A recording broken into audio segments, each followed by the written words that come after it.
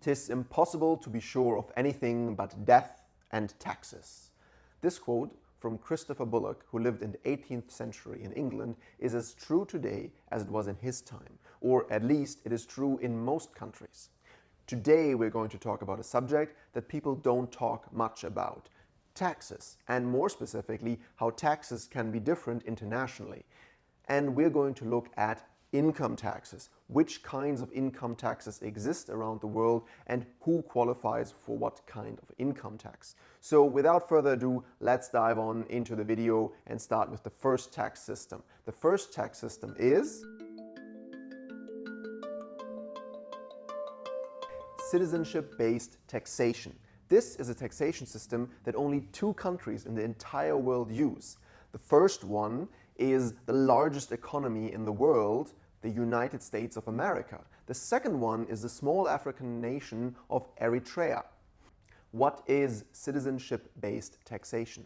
This form of taxation means that you pay taxes towards the country in which you have your citizenship, regardless of where you live and work around the world. So even if you as an American live in Canada, or you live in France, or you live in Australia, you will pay your tax in the US. And the same thing goes for someone coming from Eritrea.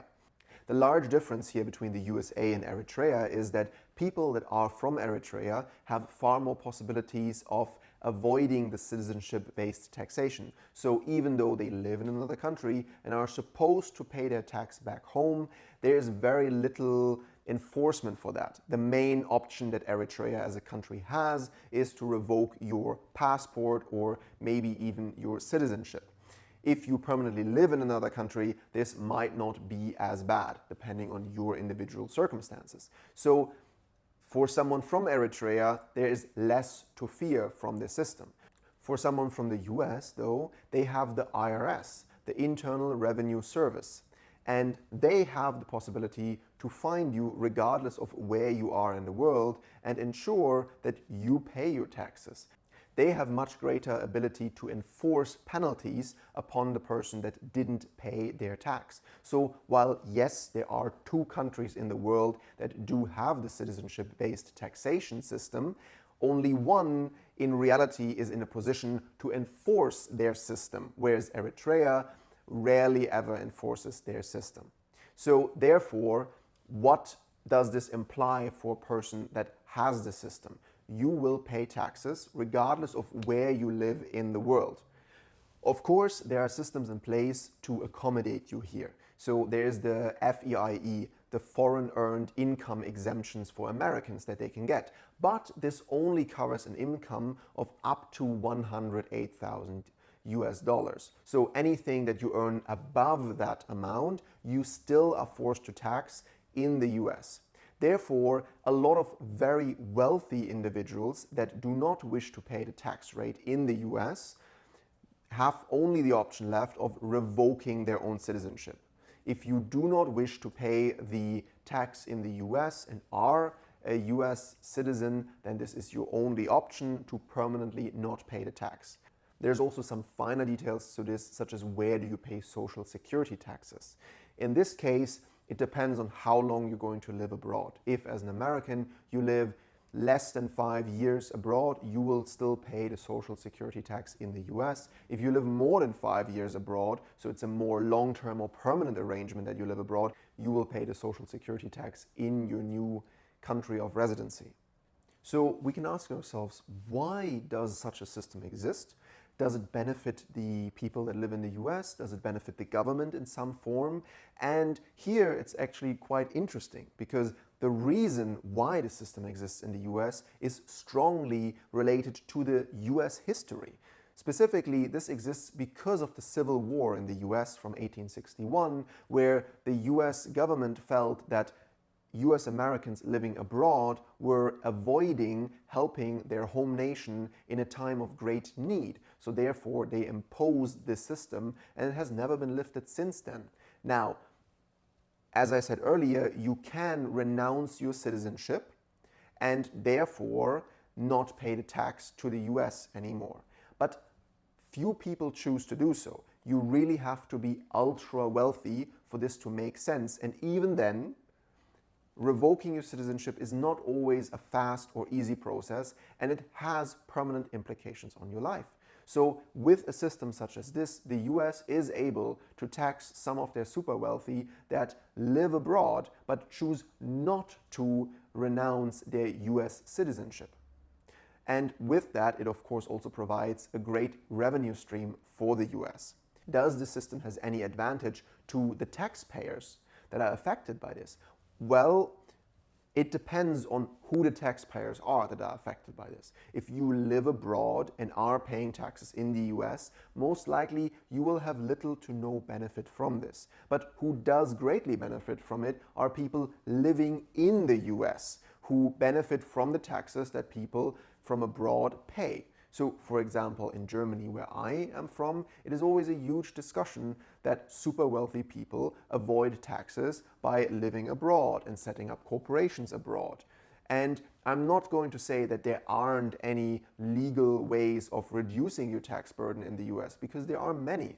But even with that, having a system such as this in place benefits both the government that has income from those taxes from people that live abroad, as well as the people that live in the US. Everyday Americans benefit from this system because it provides income that the US government otherwise wouldn't have.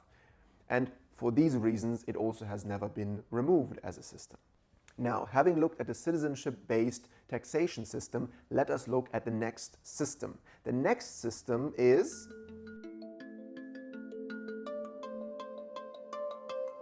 residency-based taxation.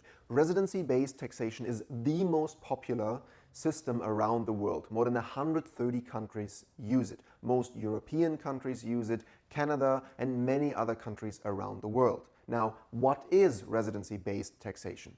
Residency-based taxation means you are being taxed in the country in which you reside. Now, this is based on multiple different factors. The first one is how long you spent in the country. Typically, if you spend 183 days or more per year in a country, you will be taxed in that country because you spent more than half the year in that country and are therefore considered to live there.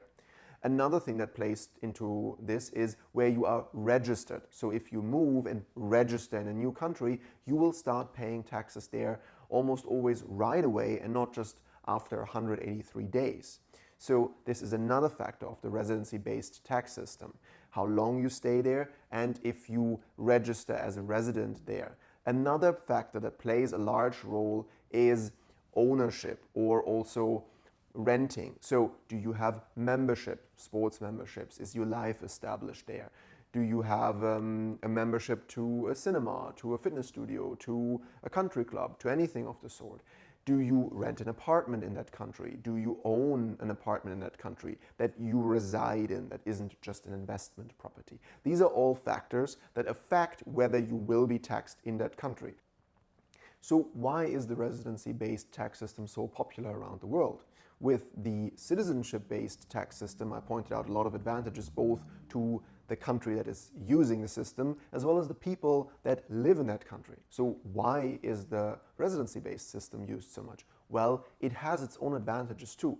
First of all, if you live in the country, it gives you more tax flexibility. You can say, I will move to another country and pay my taxes there. It allows you to have more flexibility with where you establish your life permanently, and you can still maintain your citizenship in your home country. For the country that is using this tax system, it also has advantages because you can be more competitive. You can attract people from abroad.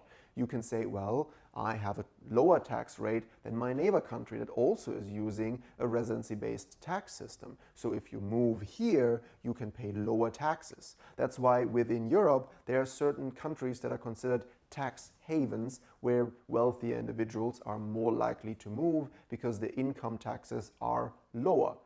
And therefore, it is almost a form of marketing for the country where they can compete with each other and get new talent and wealthy individuals through that. Because poor individuals are very unlikely to relocate to benefit from taxes. It is always the ultra wealthy that do this. And therefore, the countries can attract top talent from abroad. One more thing that needs to be pointed out with this system is that if you spend the majority of the year in one country and you are therefore paying your residency-based tax in that country, you are paying your tax on your global income. At least this is how it is with most of those countries. So if you live in that country and you made money abroad, you will still be taxed on that money in most of these countries. So what is the next system where this is very different? The next system is territorial taxation. Territorial taxation works quite different from residency-based taxation or citizenship-based taxation. Territorial taxation means that you pay taxes on the money you made within that country. There are not that many countries in the world that use this, and the countries that do use it are typically considered tax havens. I will explain why in a moment. The countries that do use this include Panama, Thailand, and Paraguay. Now, why are these considered tax havens if you pay income on the money you earn in these countries? As often with taxes, these systems benefit most the people that are wealthy. And if you are wealthy, then you will oftentimes be in a position where you can have your income come in from other countries, but you do not have an income whilst you live in Thailand, for example. So you can live 365 days a year in Thailand, you can live your life there comfortably, and if your other citizenship that you have somewhere else is in a country that is residency-based in taxation and not citizenship-based, then you can draw funds internationally and not pay taxes on any of it. So you can have a way of having tax-free income in other countries because of where you live.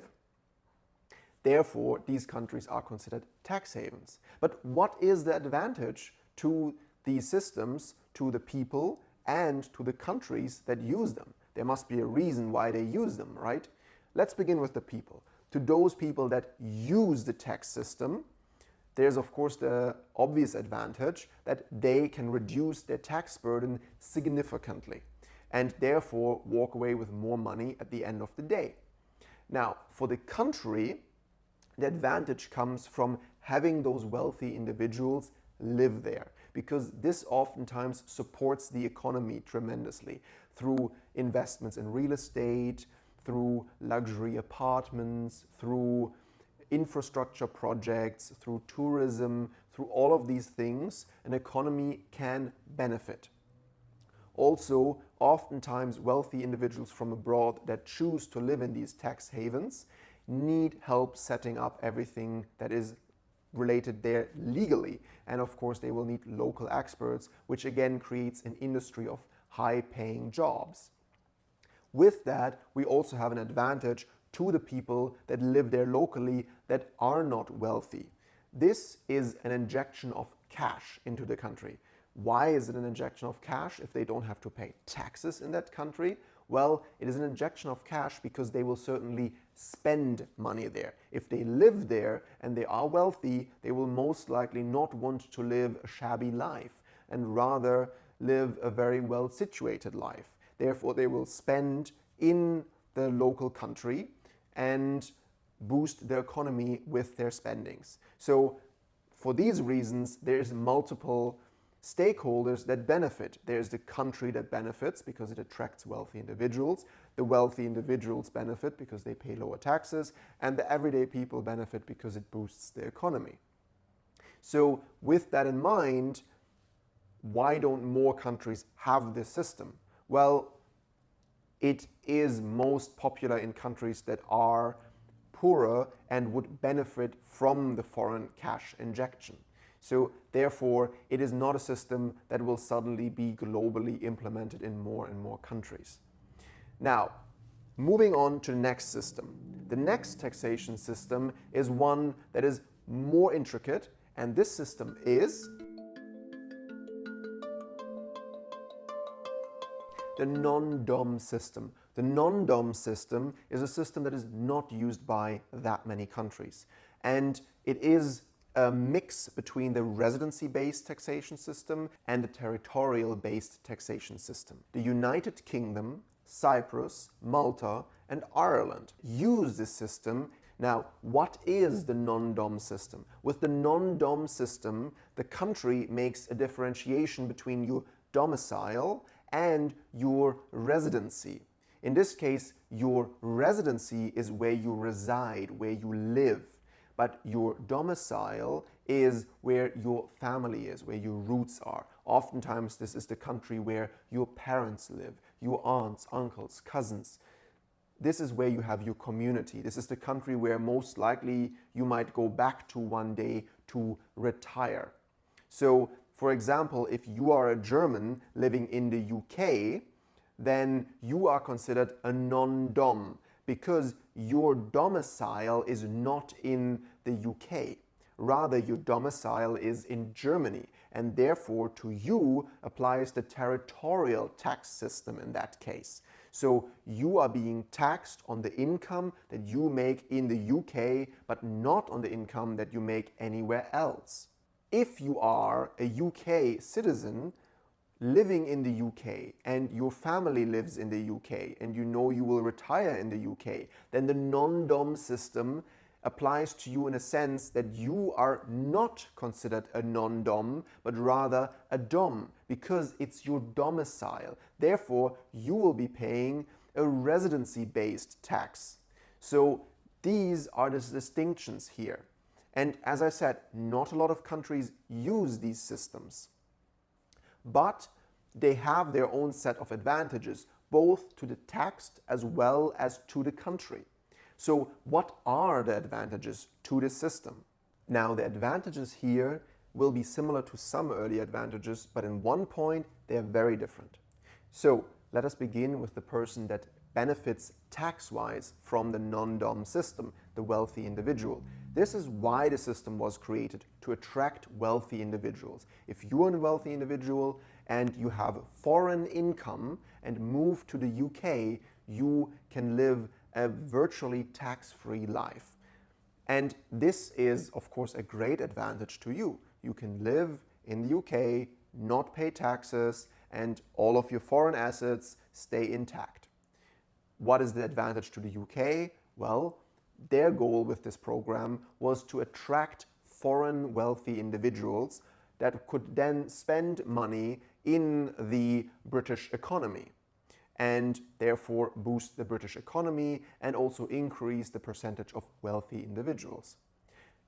One point that is very different from earlier advantages with the territorial-based system is that with the non-dom system, quite a few British people are against it and are very much not in favor of it because they don't see that attracting wealthy individuals from abroad is benefiting them. Having these wealthy individuals in their country oftentimes means that they are buying up property, that they are not spending on things that actually boost the economy, but rather on things that make everyday life more expensive for everyday individuals, which is why there have been a lot of debates about the non-dom system in the UK and other non-dom countries in regards to how efficient is it? Does it meet the goals that it set out to achieve, or should it be readjusted? So whilst there are people in the general population that enjoy the system and see its economical benefits, it needs to be pointed out that there are people that are very much against this system. Now, let us move on to the very last system, which is probably the system that is most dreamed of and fantasized of. So let us look at the last system. This system is the no direct taxes system. Now, this system exists mostly in the Middle East. So you will have it quite famously in Saudi Arabia, where you do not have to pay any corporate income tax. You don't have to pay a capital gains tax. You don't have to pay an income tax. None of these taxes you have to pay. Whilst the system sounds very much like a non-dom system or a territorial-based tax system where there is ways of not paying taxes, the main difference here is that if you live in the country as a citizen, you don't pay taxes. Because with the territorial-based system, you do pay taxes on any income earned in that country. With the non-dom system, it's the same thing again. If you are a non-dom in the UK, you use the territorial tax system and therefore you will not pay in tax on any money that you earn outside of the UK, but you will pay taxes on the money that you earn inside the UK. And in either case, if you live in the country and you earn money in the country, you pay taxes on the money that you earn in that country. This is the main difference to the no direct tax system. You can live in the country as a foreigner, as a citizen, as a temporary worker, and you will not pay taxes of any sort. Why does a system like this exist? It sounds wonderful, right? You keep all the money you earn. It is not only benefiting the super wealthy, it benefits anyone that lives in the country. So what's the catch? And who benefits from it? Now, let us begin with why this system exists. This system exists as a long-term investment. Countries such as Saudi Arabia and the other Middle East countries that use the system are oftentimes rich in oil. And with that, there is an awareness that oil will, first of all, make them a lot of money, which means that taxation is oftentimes financially not necessary, but more importantly, the money they can make from oil will eventually run out, either because their oil supplies run out or alternatively because the global demand for oil declines in times of climate awareness and electrification of cars and more technologies. So therefore, there needs to be a strategy how to have revenue outside of the oil industry and diversify their income portfolio long term. Of course, taxation is an option, but their strategy is that by not taxing people, they attract foreigners and foreign investment. And it is working to the point that a lot of foreign dollars are coming into the country, help build up the country from the ground. Dubai, as an example, exploded in size over the last 50 years. And this is largely due to investments, both local as well as foreign. And with that, it then drives tourism. It allows for things such as sports events to be hosted. It allows for people to have their vacation homes there. It allows for them to spend money in the local economy. This way, they can build an economy outside of oil and oil revenue. This is the strategy of the government in the long run. So what is the advantage for the people? Let's begin with the ultra-wealthy. Why would an ultra-wealthy individual move to a no direct tax nation? Well, as we examined earlier, there's other avenues of not paying taxes legally through where you live. So by being in a territorial tax system, you can also have virtually no tax, or being in the non-dom system. So why would you choose to live in a country that has a no direct tax system? First of all, you still don't pay any taxes. And second of all, it's a question of what you like in a country. What kind of lifestyle do you like? What kind of culture do you like? What kind of people do you want to surround yourself with? Each of these countries has their own distinct culture. If you can choose what country to live in, and on your taxes they all affect you roughly the same, then you will most likely choose the one that makes most sense to you personally, based on where your family lives, based on where you need to travel, where you like to live, what climate you like, what food you like. These are all things that then play into that as a decision-making process. Now, how does a local person that is not wealthy and just an everyday individual benefit from the system? They benefit in a sense that they have more freedom with their money. They can choose how they manage their money, and oftentimes they feel quite wealthy when they travel abroad. But whilst they are remaining in the local economy, they will not feel as many advantages from it. Yes, there are advantages that everyone has due to the foreign investments, such as improved infrastructure, cleaner cities, larger cities, more opportunities, different jobs, companies. These are all things that, yes, everyone benefits from, but economically, you do not directly benefit from it whilst remaining in the country. Oftentimes, people that live in wealthier countries will still be able to feel poor or middle class, but only realize how much better they earn as a poor or middle class individual than someone in another country when they get to travel abroad. Of course, at the same time, the people that do get to travel abroad are oftentimes the people that make more money. So again, it doesn't quite benefit the everyday individual as much as other systems. Yet, it does have benefits in regards to infrastructure that should not be disregarded.